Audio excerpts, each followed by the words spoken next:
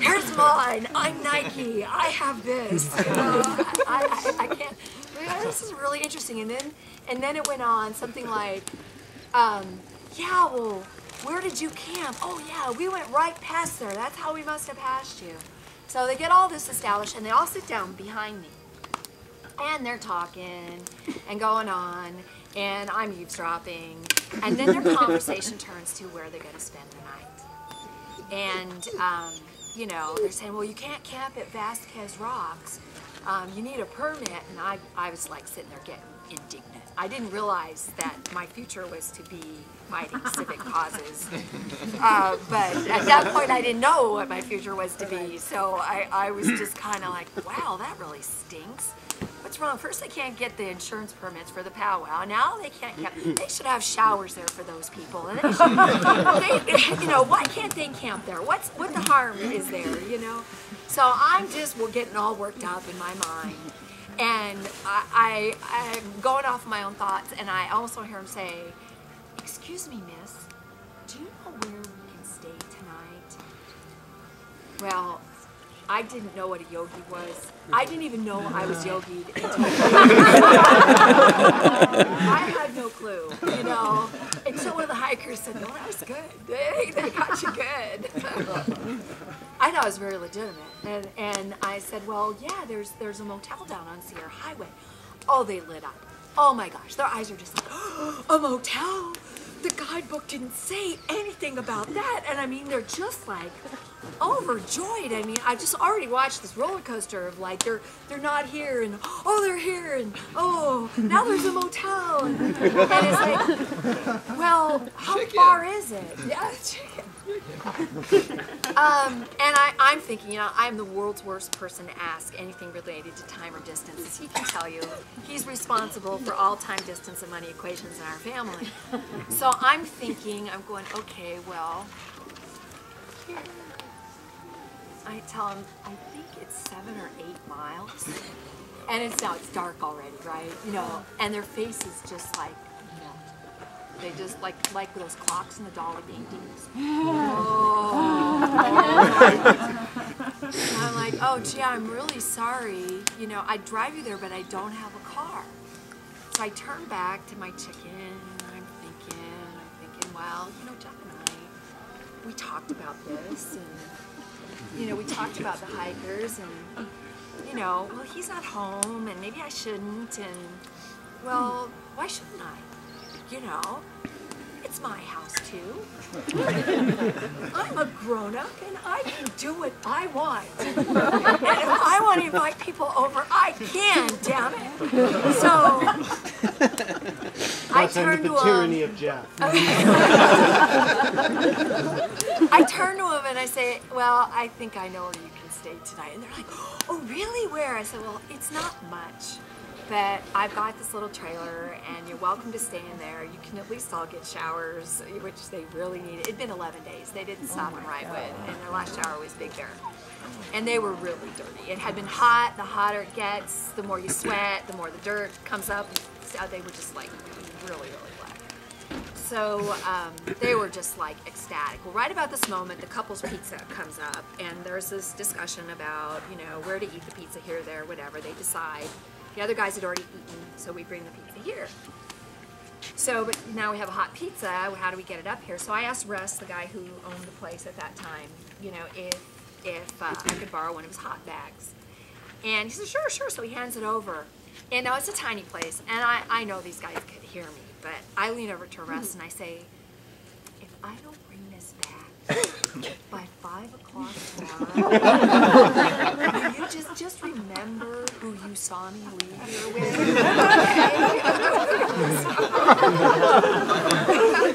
Okay? I was serious. So we put the pizza in a hot sack and we all walk up the hill. So yes, I yo-yoed from Vasquez Rocks back here. So we throw the pizza down on the table. The dogs all gather around like magnets, as you can see. And so I started asking all the questions. Some of you may have heard of the AT shirt with all the answers. Oh. I was asking all the questions because I knew nothing about this other than the little bit he had told me. So you know, what do you do? What do you do for work? And what do you carry? How do you blah, blah, blah, blah, blah. I just went on and on and on. Next thing you know, it's like late. And I had had a wonderful evening. But, I don't know, it was about 11 or so, and I was tired. And I said, look, you guys just, you know, carry on, get yourselves to home. I'm going to turn in. You won't disturb me. So, and I hope I'll see you in the morning. Now, I went in the house, and I mean, they were really nice and everything, but I was still home alone, and he had never called me from the bachelor party. I don't know what was wrong. Don't all guys call their wives from bachelor parties, you know? So, you know, I heard, okay, so I very discreetly locked every door and window in the house. I mean, everything was locked. So I was very, very nervous, but I managed to get to sleep.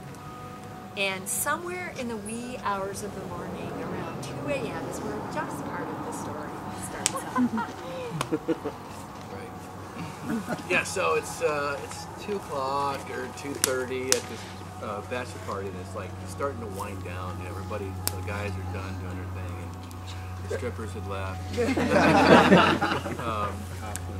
So everybody's kind of looking for a couch or a bedroom to sleep in, and I'm sitting there on the couch and I'm looking around and saying, you know, I'm not going to sleep here tonight with all these drunken guys. I'm going to go home. I'm going to sleep in my own bed tonight.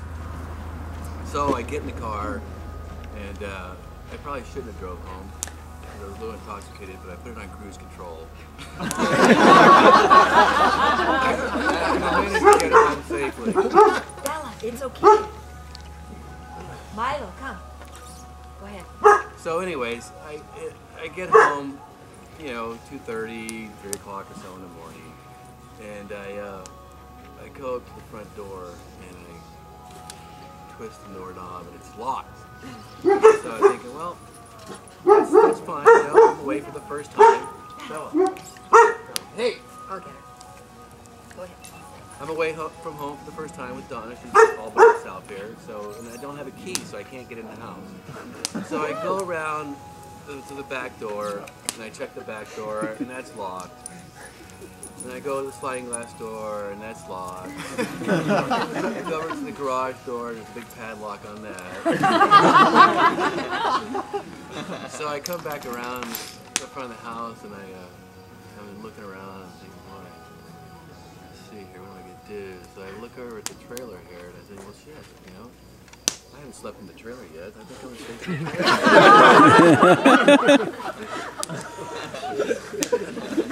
So at the time, there's a little step light on the steps there, little tiny lights, and so there's a little bit of illumination there. But I remember walking toward the trailer there, and I was like, kind of looking straight ahead, and I see these black lumps leaning against the trailer that I'm going to myself, oh jeez, Donna's been doing some late spring cleaning here, you know, this stuff wasn't there when I left earlier today, you know. So I said, oh, no, I gotta get some sleep, I need to get some sleep, I'm just gonna go to bed, get some good sleep. So I go in the guest house there, I open up the sliding glass door, and I'm walking past the couch on the right there to go to the back bedroom, and I look over, and I'm walking past the couch, and there's a black lump on the couch there. And I was like, man, what the hell has Donna been up to here, you know? And no sooner do I think that, and the black lump moves on the couch. So I'm startled, of course, naturally. I have no idea what's going on. And I say, who in the hell are you?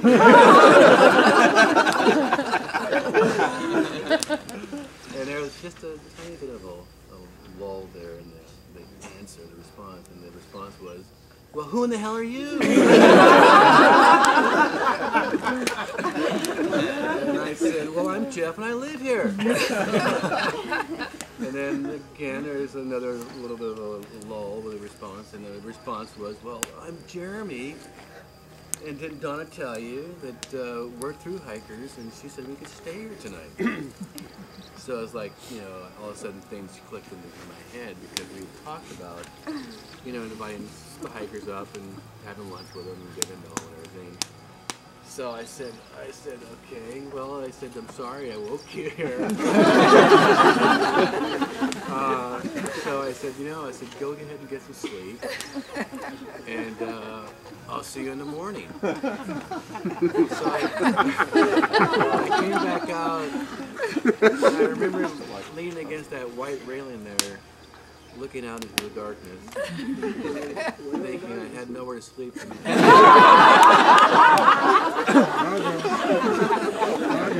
I said, not. And I went up to the window in the corner of the house there, and I gave it about 3 or 4 loud raps. Oh my God. I remember sitting on my knees and shaking, going, why didn't they come to the door like normal people? They must be trying to get me now. I have visions of Charlie Manson and the whole thing going on, and I'm just literally like, what? And he's like, Dada, it's me. So finally he gets through to me that it's him. So I let him in, and he comes and sits on we sat on the sofa, and I explained what happened on this evening, and he's like, thank God, he's okay with it. And so we settle in, go to sleep, and in the morning we wake up, and we're not sure, what the deal's going to be if they're still there. So that window over there, we're peeking through the curtains, and to see if they're still there. And we're looking out, and Todd, one of the guys in the couple, he comes out, and he's this big tall guy, and he sits on the stair there, and he sits down, and he puts down this little tiny stove and this little tiny pot, and this great big guy is bent over this little tiny stove. And we're looking, going, you're kidding. That's pathetic. That can't be how they eat. So Jeff takes it upon himself to whip up breakfast. And if there's anybody who's king of breakfast, it's Jeff. So we literally brought out platters full of food. Eggs, and pancakes, and salsa, and OJ, and just, their eyes were as big as the plates. But, we started bringing out all this food. So it was June 1st, 1997, and we were sitting right at the table there, and it was a beautiful Sunday morning, and they're saying, this is trail magic. And then they cinched the deal, and they said, and you are trail angels.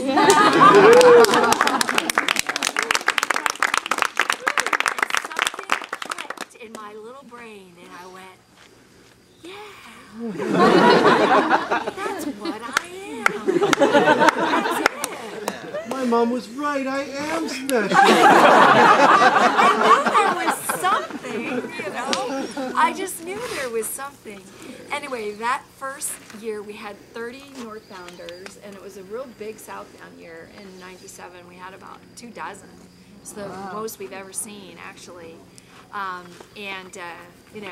That first year I had to go out and troll for hikers because nobody knew. I did. And we put our information down in the register, which was then at the Century 21 dealership. And so we put our info in there, but still I would go drive up and down Agua Dulce Canyon, trying to convince hikers, please come and stay with us. I got some looks, like, no, that's all right, thank you very much. But interestingly enough, that first year, they heard about us all the way to Campo and all the way to the Appalachian Trail. So apparently there's something really amazing about trail communications and how it happens. But the addendum story, well, I have to finish this story. Ours is not the only part of what happened there that night, because Jeremy was on the sofa and Nestor was on the futon. And Jeremy said 1,000 times over that we really, really love doing this, and it's because of you that we can. We couldn't bring random people from down below up here and have this experience. The company of hikers is just the best. Thank you. That's the story.